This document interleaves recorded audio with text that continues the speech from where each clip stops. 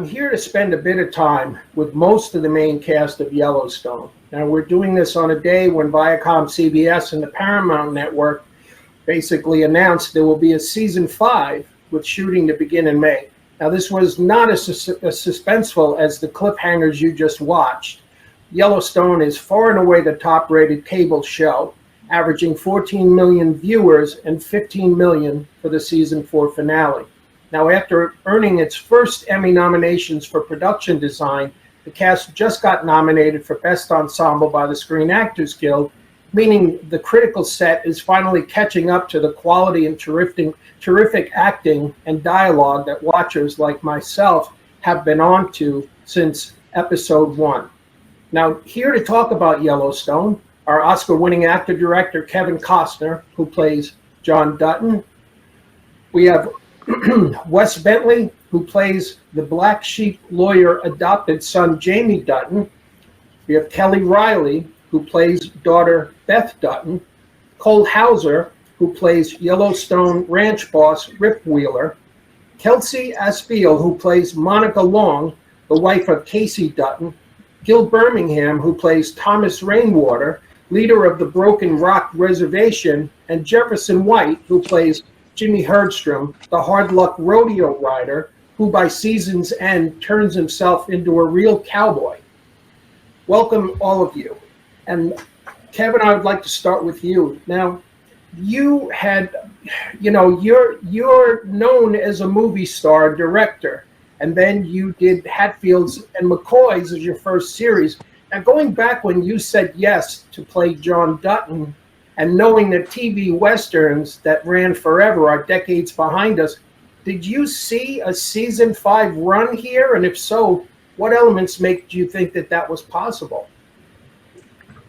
No, I didn't. I don't think you can ever guarantee kind of popular success, critical success. The only thing you can guarantee is that you believe in the script you're doing and the quality of it. And I'm never surprised when something, I mean, I could never predict what happened with Field of Dreams or Little Bull Durham. Those are movies all made under $10 million. But I knew they were good. I knew they had gold dust on them, on the scripts. And I think when I read, the first script, I thought this had a little gold dust. I couldn't predict its popularity. Can't, look 5 years ahead. But I'm never surprised with what quality can turn into. And being popular and being really good doesn't have to be mutually exclusive. So I'm not surprised. I'm pleasantly surprised. Yes. And so now, it's interesting. So, Kevin, you're a maverick movie maker. You finance the films you make. You understand about taking risks. And here you play a character whose whole family is either shot up dead or traumatized by that character's unwillingness to part with a square yard of his sprawling ranch. Does Kevin Costner see John Dutton as a bit crazy, or how do you reconcile his rationale in just refusing to let go? Yeah, well, I don't fall out of love easily. And the projects that I've owned for 10 years. My wife understands why did we pay so much money? And I said, because they're going to work someday. I don't let go. I don't fall out of love very easily. So I can relate to John Dutton that way. The drama that Taylor's been able to orchestrate for all of us, the funness, the character, the things that we all dying to say to somebody and love hearing people repeat them, all that stuff is in play because of Taylor. I can relate to John in a lot of ways. Listen, I'm pretty tough about most of my life. I'm a little baby about my art. If something's missing, I will mourn it forever. And I've had movies that I mourn forever. I think about details, and it's like no one wants to listen to me whine, but they're all important to me. So I understand that kind of hold that you don't want to let go, and you understand when you do how something gets lost. So I can relate on that level. The where the story goes, we know it has it's highly dramatic and things, and we're all bound for prison if you want to You know, we're all linked together, so we know the drama of what that is. But I relate to not wanting to let go. I don't think we can let go of our good ideas and the things that we love. You know, Thomas Jefferson said, in matters of style, go with the flow. In matters of principle, stand like a rock. I refuse to fall out of love with the things that I know are good. Yeah. Here. Well, now, one of those things, Horizon, is a movie that, we revealed is going to be the first one you've directed and starred in a good long time. Your experience here in a contemporary Western, has that kind of kept you back from making more movies, or sort of whet your appetite to finally get this one going after almost 20 years? Yeah. Well, I don't fall out of love. I wanted to make it last year and 5 years ago and 10 years ago. And so basically, all three of my Westerns have been funded with foreign money first, believe it or not. Very American movie, Dances with Wolves, no one believed in it. Raised my money foreign and then put my own money up. Open range, same damn thing, same story. And now I want to make Horizon, same damn story. And I finally just decided to put my money up. So, that's where I'm going. And if I could drag this cast with me, it would be wrong for the movie, but I would do it in a second if it was right. I've been so impressed with my castmates. I could imagine. Well, one for Wes. Now, Jamie Dutton, it's hard to see him. I go back and forth. Is he a bad guy, or is he just a tragic figure? He's killed. He embraced his murdering biological father, and he's seen his ambitions squashed when he displeases his father. How do you process your character? Where, especially at season's end, he's called out on knowing a secret about his father, and in the conspiracy to wipe out his adopted family. As you're sort of working on intellectualizing this character and who he is, how do you come out? How do you come out on Jamie Dutton? That's a great question. I mean, just as I'm a mystery to myself, still he is a mystery to me, and it's hard, to be honest. I mean, he's a hard guy for me to play. His principles are almost the exact opposite of mine, and it's hard to draw from. What I'm saying is, it's hard to draw from anything from me to play him. So that's been a challenge to dive into Jamie. And I mean, I like to play guys who a lot of people in society deems as bad, not a good guy, or deemed as just they're lost. And I like to play them because I just don't think that's how life works. And I want to know, what are the attributes? What are the things about them that got them anywhere in life? They can't be totally terrible, right? I mean, there's got to be things. So as we do with ourselves, we lean into our good qualities. I try to lean into Jamie's good ones, and the writing takes me down the bad path. And so it's complicated, and it's a mystery to me still. Well, and so in that last episode, in the second to last scene that you're in, I won't give it away because if people haven't seen it, they can still discover it, but it is as shocking gets. As you're doing something like that, preparing to do that, and then even after, does that take a toll on you? And how do you get up for that? Yeah, I mean, I like to boast and say I'm proud that I can lead my characters at work, but and I've been pretty successful with that most of my career. But Jamie, I think both the length of time I've worked on him and the depths of which he has fallen and goes to, that I find it really hard to amp up for. I find it really hard to even start learning the lines. Not because I want to do what I'm doing. It's just I know the toll it's going to take. It's going to take me a few months after we finish shooting to feel like I can let go some of the darker elements of him. And he's got a lot, but Jamie is someone who thinks through everything as best he can. He's a chess player. He's tries to be 4 moves ahead. that sometimes can be a relief. But the fact is, in the moment, Jamie's terrible, and he makes terrible decisions, and the kind that make your life awful. So I do struggle with that. But I'm complaining right now about a very beautiful thing. It's what I want as an actor. I want these challenges. I want this to be hard. I want this to be something I have to work for.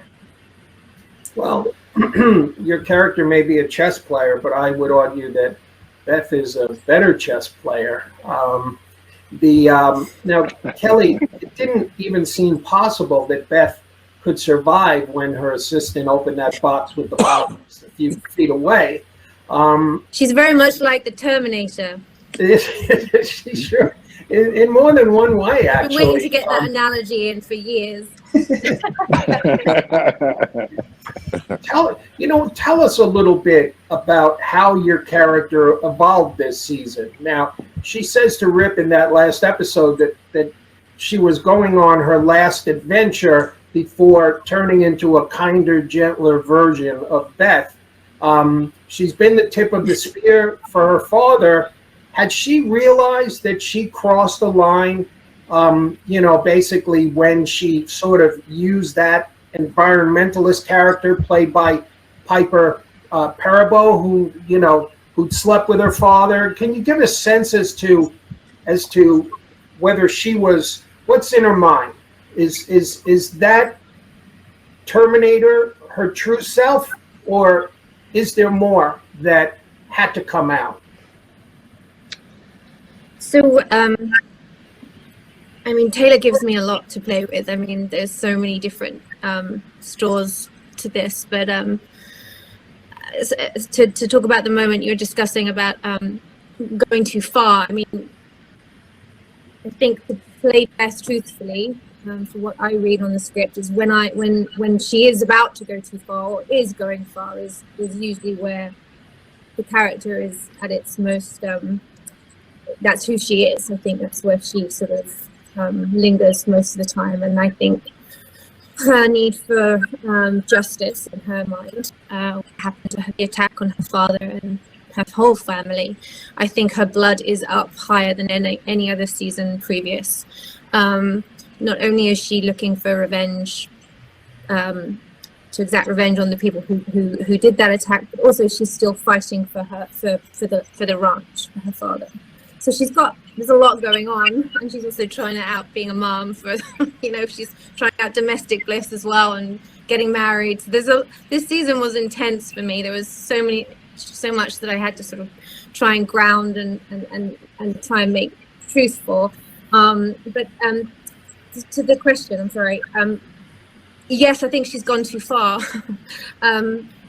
She doesn't think she's gone too far. Her father thinks she's gone too far, and I think that was one of the most difficult moments for me this season for Beth, when he says, we kill wolves, not sheep, and Beth can't see the difference.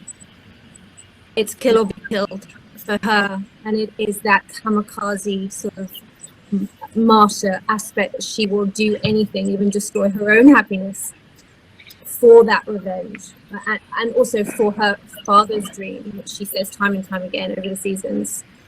I will die defending his dream, and I swing back and forward to find the virtuous, heroic thing in that, and also the tragic side of that. And I think Taylor allows me to explore both of those things. Well, so was Beth taping the "You're Fired" speech by Jackie Weaver's Caroline Warner when she promised to not only send Beth to prison, but to rape the Dutton Ranch and put a restroom where the home currently sits? Did I see that right? Probably, yeah. Sounds right. Now, should we be concerned that a kinder, gentler Beth might undo the reasons that many of us, part of the reasons that many of us tune in to see who she is going to take down next? Well, if she's not in jail, I imagine, who knows? I have no idea. The minute I think Beth is going to get a sniff of happiness or find some peace, he snatches it away. It's sort of trying to make peace with the higher aspect of yourself and the primal aspect of yourself. And Beth has both, but she hasn't learned to tame that side of her. Whether or not Taylor will allow her that, I don't know. I think we all have hopes for our characters, because ultimately we care so much about them. I mean, I have a hard time as an actor, like, I treat her as if she's real. To me, she's real. Of course, I know she's not. She's fictional. But when I'm playing her, she's so real to me, and I sort of care about them all. I care about these characters. And I think what you said about Jamie at the beginning, it's like, is he a good guy or is he a bad guy or is he tragic? I mean, that you can go from one scene to another. By the end of the episode, you have one set of feelings and emotions and opinions about the character, and at the end of the episode, you're in a completely different place and thinking the opposite. I think that is the sort of fabulous storytelling roller coaster that we all go on with this show in its heightened capacity. Well, and I can tell that both you and Wes do hang on to your characters. So when you've got one of those clashes coming up, do you stay away from each other? How's the cordiality? These things are coming up or right after. Well, we from the beginning have been very close, and we worked from the beginning to develop that, because we're so far from these people and where they were at with each other.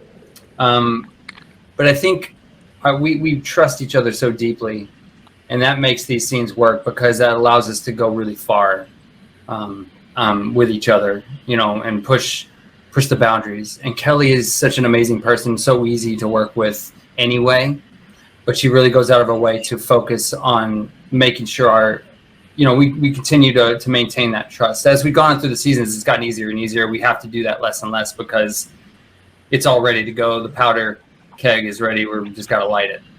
But we're always the danger aspect of it feels really exciting now, because we don't have to check on each other to see if we're okay. Like, it's just like, I know, it's like, right, let's go. And I enjoy that. I love that as an actor. I love feeling like you're in your top game. You feel like you're in the seat of behind the wheel going 1,000 miles per hour, and you're taking those turns, and you're doing it with someone who's giving it back to you and throwing it back to you, and you're dodging it. And it feels athletic. It feels but last season we stayed away from one another a bit more. It's getting darker, so I think when we do take on these characters, I don't think any of us are method, but we certainly take on the spirit of the story and the characters while we're filming. And I think Wes and I, we were just like, we just wait till we get on set and then we would do it, rather than, so we weren't sitting around chatting behind the scenes before we would be making jokes. This year we weren't. Well, now Cole, Rip gets a moment of vengeance against this guy Rourke, played by Josh Holloway.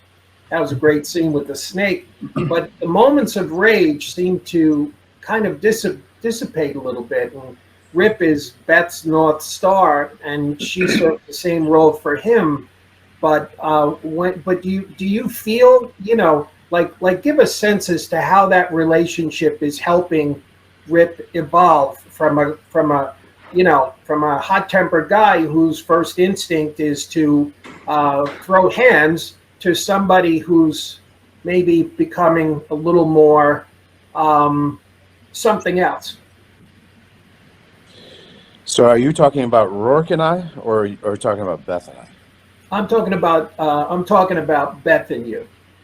I was citing the one scene in which you did get to, do something pretty crazy violent in that. By the way, Josh Holloway's a great guy. Just to put that out there, he's a wonderful actor, and we had it coming. Let's face it. Yeah. Hey, you said it, not me. But yeah, no, it was wonderful working with him, and he took it on the chin. I mean, I slapped him around pretty good, so he knew it was coming. But the thing is as far as Kelly and I and our relationship, not only just on screen but off screen, I mean, I feel like, you know, and I hope she feels the same. I think we've talked about it throughout interviews over time, but I just so feel free with her to do whatever we want to do as creative souls. And you know, I'm blessed to have met her, you know, 4 years ago, and to be able to create these two characters together. You know, and you know, when you have this ability to go to set every day and just totally open your heart and allow you to play, you know, at the highest level, because she's coming to play and I'm coming to play, and we meet in the middle, and we tend to merge and go, okay, well, I'm going to help you and you help me, and let's make the best of what this scene can be, you know. And that to me is just, you know, what I've always dreamt of as an actor, and to be able to do that with her, you know. I want to do another 5 years at least. It's also, we allow the characters that are through each other, through the scenes we have with one another, we get to see a different side of the characters, which for me, Beth is only particularly vulnerable with Rick. So without that relationship, And vice versa too. I mean, that's the thing is we're both vulnerable together, you know. Yeah. Where we don't have that bunkhouse boys, and she doesn't have it with anybody else on the show, and somehow we merge together and find that. And then it's almost like what I love when I see the scenes, and I don't watch everything, but when I see the scenes together, I feel like it's a really good kind of dissection of these two people's hearts, you know. Yeah. And it's almost like, you know, you're not watching it, but you are, you know, almost like a fly on the wall, you know. Yeah, well, it's like two broken people who fit together and make a whole somehow. It's very effective. Yeah. Now, one for Kelsey. Now, poor Monica has been put through the ringer like maybe no one else on this show. You know, Tate is kidnapped at the end of season 2, and then the first episode of this season, we just saw your character being assaulted along with Tate on the ranch by a mercenary, and Tate is forced to put him down with a gunshot. Now, so Casey moves the family out. Talk a little bit about Monica's growth and what you're most proud of about the evolution of that character, but also why she stays with him. I mean, he's a good, faithful husband, but his determination to protect that ranch is such a deadly pursuit. Oh, bless you, Mike. That's really nice. I know usually I get like, you know, stand by your man. But no, I think it's so funny. They started out as star-crossed lovers, and now they're in a survival film. And she's been through, you know, really life and death situations. But I think what I'm proud of is the way that she loves Casey and her family so unconditionally. And I think that you know, I think that they need balance, and hopefully they found it, you know, where the in-laws are kind of equidistant. They found their own little plot of land and can start their family. But I think it's always, I mean, from beginning to end, it's always been about Monica fighting for her family, which is something that you know, she ironically has in common with the Duttons. Well, and now for Gil, now based on the advice that Thomas Rainwater was getting at the end of season 3, your character seemed like a possible suspect in that, you know, in that ambush.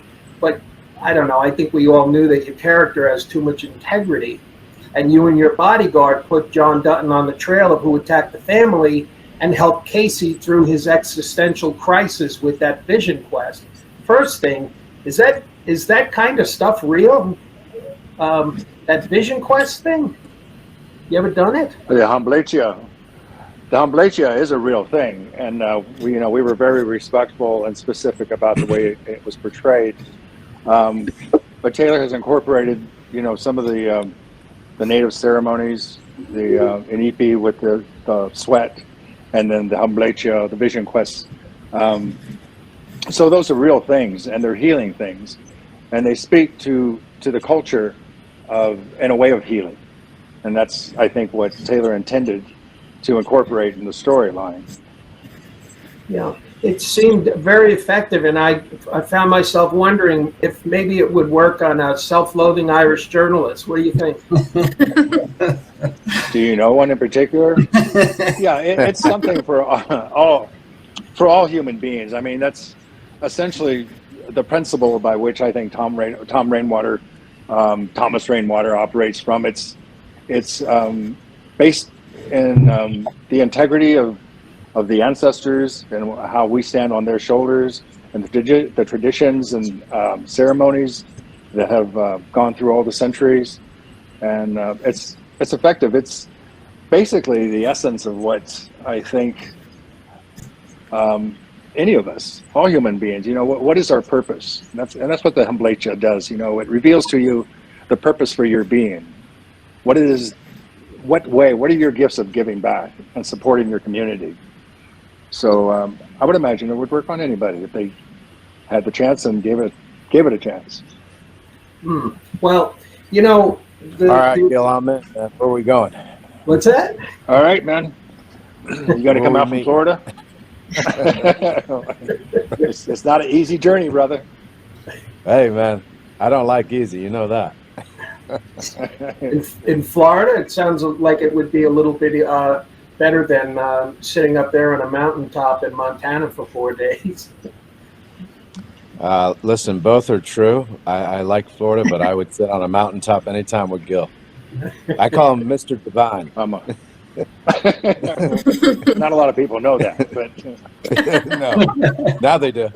Well, and Gil, one more. Now, Thomas Rainwater's, Thomas has been a real supporter of John Dutton, even though it's John Dutton who's keeping him from his dream of bringing his people back to the ranch. One could imagine that maybe we could break off part of that ranch and make room for some people, but obviously that hasn't happened. Explain the dynamic between those characters and whether we're going to see Rainwater become an adversary, since the relationship seems so weighted in favor of the Duttons.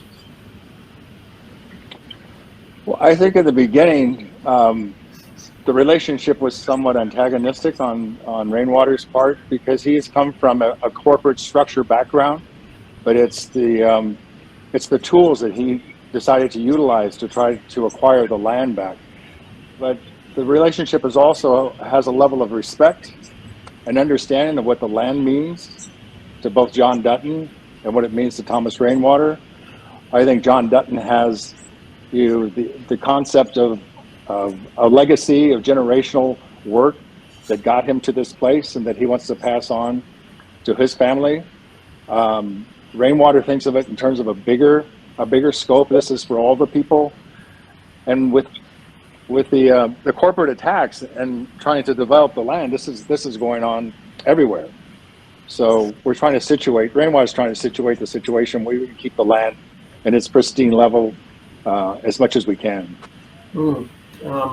Yeah, it's just fascinating. And so now for Jefferson, you've become one of the easiest to root for characters on Yellowstone. You throw a hell of a loop, as they say, and you rounded yourself into a cowboy after an apprenticeship on the 4 Sixes. When Taylor talked to you about this role, in which you start in this seedy trailer as a meth head who almost gets killed by Rip over there, how much of this journey of Jimmy did you see? I really had no idea. I really had no idea where Jimmy was headed. And for me, the whole experience of working on the show has been an incredibly immersive one, because prior to working on Yellowstone, I had never been to Montana. I had never ridden a horse.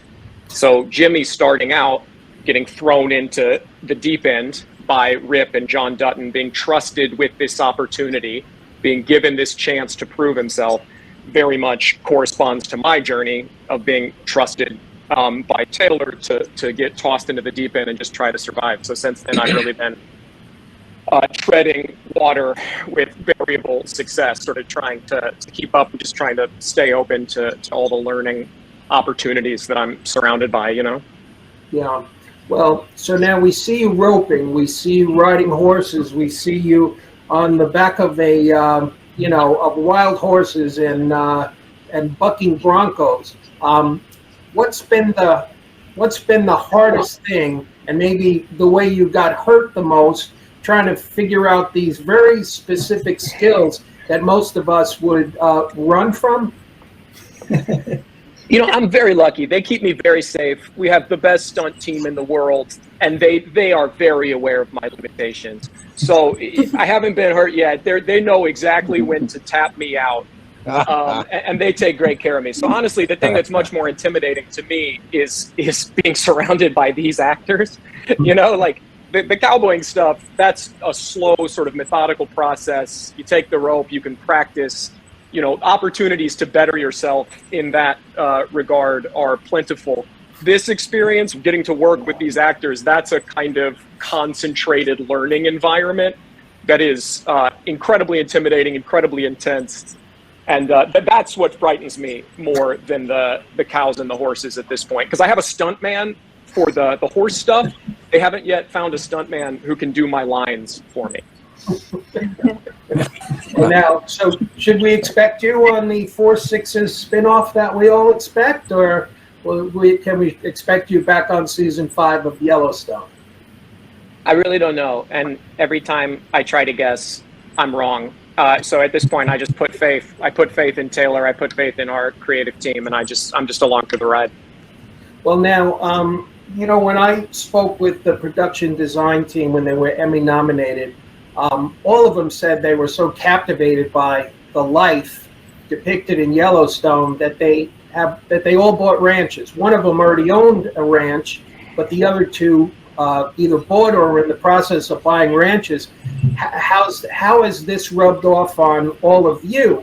Do you have ranches? Will you get ranches? And what's the best thing about that ranch lifestyle? It just, I can see it. I watched the show, but so who's getting so I'm going to answer this question for everybody. I want Jefferson White, after he becomes really successful on 4/6, to buy us a nice ranch and then build me a little cabin. I don't want to be too close to him, but I want, just off to the side, maybe 20, 30 acres. You know what I mean? And when he's just a really rich kid, I'm going to come over there and I'm going to go, "Where's my breakfast, kid? Let's go." Yeah, so far we're not making ranch money, but I did buy a flannel shirt. No, you're trying to steal my jacket still, kid. Let's be honest. And Wes, do they have ranches in Canada? Yeah, they do. But actually, I had a ranch what would it be, 16 years ago now? 16? Wow. Is that right? Yeah, 16 years ago. I had it for about a year. It's too much work. Good luck to them. You have your ranch, do all the work you want to do. I'll wait till later. A house with some land that I don't have to do much with sounds about. Wes wants a Winnebago and a trailer park. Let's be honest. Honestly, I would ride a horse around the country and be fine with a camp with a tent. And Kevin, I think you have a ranch, yes? I have a little one. Yeah. And you show. So, what's the best thing about that life that your co-stars here should be thinking about to get off the dime and get that ranch? Well, I tell you, the thing about owning anything is the ability to share it. There's two ways you own something. One, you're willing to share it. The other is you can park your car in the grass. You can park in the yard. That's how you know you own it. Yeah.